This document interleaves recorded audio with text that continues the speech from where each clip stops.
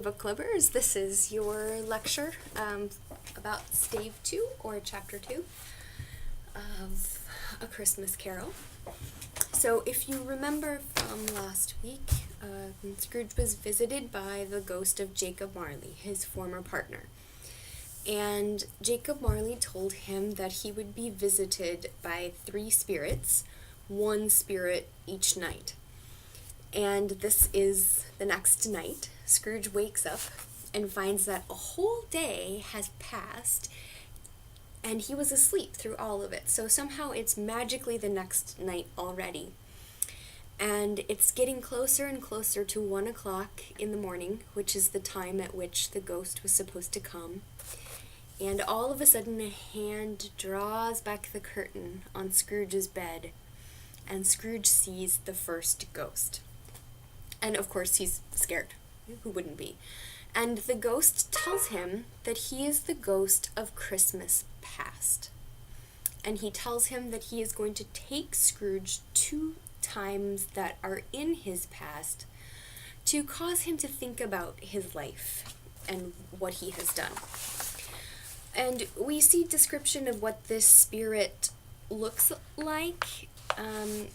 It looks kind of like a child, but also at the same time like an old person. So it has mixed features of both someone very young and someone very old. And perhaps the strangest thing is that there is a light coming out of the top of its head. And sometimes when we say that someone all of a sudden realizes something or notices something, we might say that light dawns, or we might say that something came to light. And basically light represents knowledge or knowing something. So the fact that this first spirit has a light coming out of their head really tells us that Scrooge is going to learn something here. So the spirit tells him that he is the ghost of Christmas past, and tells him that he's going to take him on this journey for Scrooge's welfare. That means for his well-being, in order to help him be a better person. So the spirit takes him out through the window. Scrooge is very afraid because he thinks, I can't fly, I'm just a human. But the spirit has magic, of course. And the first place they go is to the place where Scrooge grew up, the town where he was a child. And Scrooge immediately becomes very emotional, a little bit nostalgic. That means he's thinking about the past in a way that makes him feel a combination of happiness and sadness. And he immediately recognizes his town, the people in his town, the streets. And the spirit tells him that he can't say hello to anyone because this already happened in the past. He cannot interact with the people that he's seeing.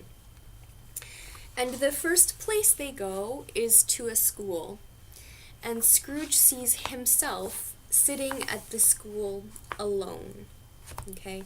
So we already get a picture of what Scrooge's life was like when he was a boy.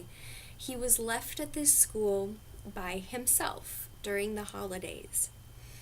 And Scrooge was reading a book, and reading was an escape for him. It was a way for him to not have to think about how sad his life was. He could think about the book and the characters.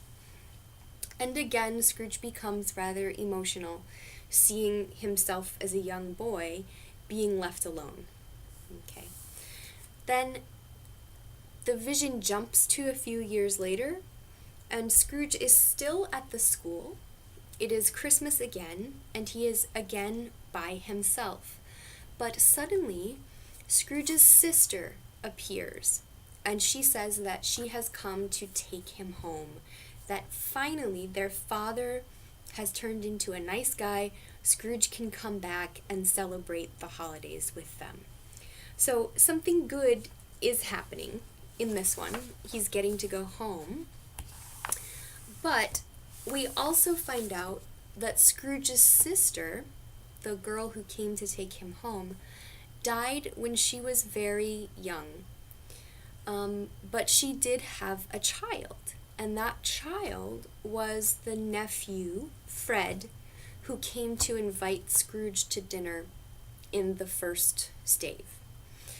So we now know maybe why Scrooge doesn't want to talk to his nephew. Maybe the memory of losing his sister is too painful. Okay, so again, Scrooge is emotional about seeing his sister.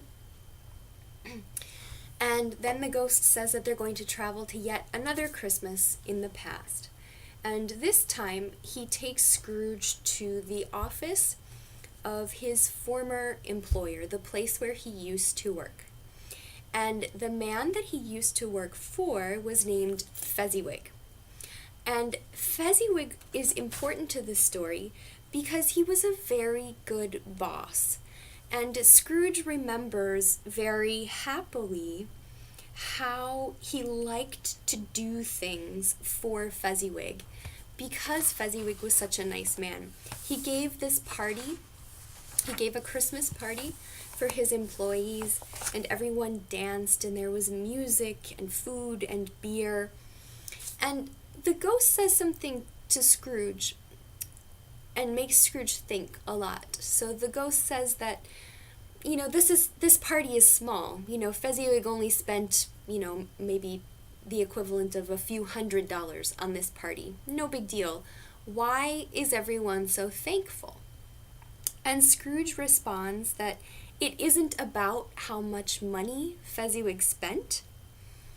It's about the fact that his employer, the person he works for, has the power to make his employees happy or unhappy, to make their jobs easy or difficult.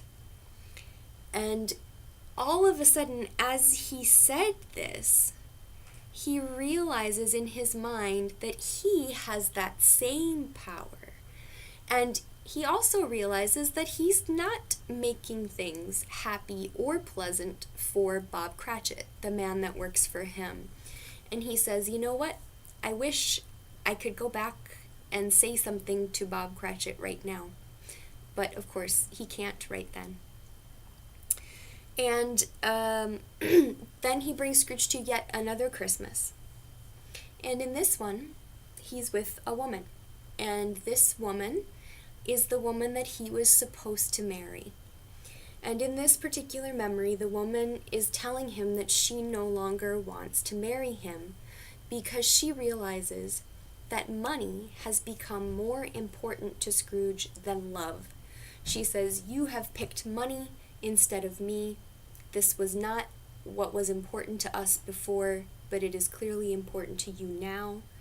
Therefore, I release you." So in modern times, we would say, I'm dumping you, right? I'm breaking up with you. So that's basically what she did. She broke up with him and said, you're not the same person anymore. You don't care about the same things. All you care about is money. And of course, Scrooge is again very emotional, and he asks the ghost to take him home. He says, "I don't want to see anything else. This is too difficult." But the ghost says that he has to see one more thing. And the last place he takes them is to this woman, his ex-girlfriend's house. And of course, she is now married to another man, and they have children. And the house on Christmas is full of laughter and presents and love and they're really enjoying themselves and having a good holiday. And Scrooge watches as the man comes home and the wife runs to greet him, and the children are all very happy and excited. And he realizes that this was what he gave up. He could have had this life. He could have married this woman and had children with her and given some joy to his life. And instead now he has nothing. Okay. And at this point, after this last vision, the spirit does take him back home. But once he gets there, the spirit puts an extinguisher, like a cover, on top of his head and puts out the light. But even though he's covering the light, he can't really hide it. Scrooge is still seeing the light streaming out from underneath. And that's really representative of the fact that now that he has seen the things he did wrong in the past, he can't unsee them. There's no way to go back. He can't cover that knowledge, right? So this is something now that he will always be aware of, and there's no way to stop it. And at that, he is back in his own bedroom, and the spirit, the ghost of Christmas past, disappears, and Scrooge falls back to sleep. So essentially, this passage, this stave, is about the ghost of Christmas past coming, taking Scrooge back to visit Christmases in his past, both so that we, the readers, can understand Scrooge and see where he came from and what happened to him previously, but also to give Scrooge an understanding of how his actions affect other people, and also how they're affecting himself, and how the decisions he made in the past have directly led to where he is now and the life that he currently has.